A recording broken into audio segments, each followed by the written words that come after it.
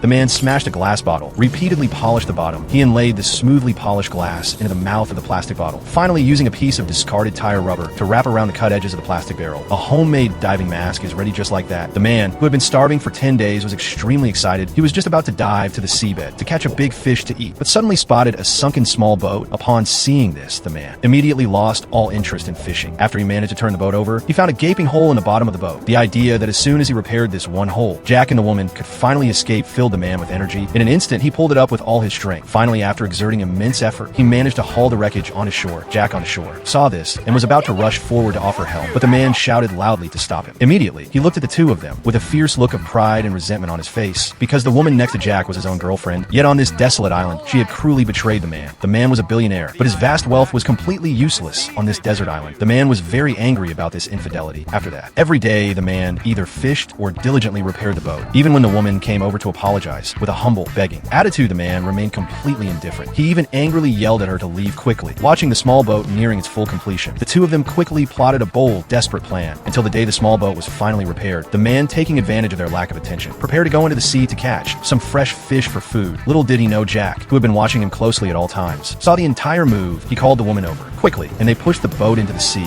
with all of their combined strength. When the man saw this scene, he ran toward them in anger, but unfortunately, the distance between them was too great, and in the end, he could only watch helplessly as they escaped by boat. However, after they had gone far away, the very next second, a proud, knowing smile appeared on the man's face. It turned out that he had long anticipated their attempt, that the two would steal the boat, so he hadn't fully repaired the hole at all. Then the man set their thatched hut on fire in one quick go. After that, he began to eat the fish meat in big bites. He waited quietly for the two traders to return. Sure enough, they hadn't gotten very far when the small boat suddenly started to leak rapidly. Soon the small boat was completely submerged. Helpless, the two had to swim back to shore with all their might.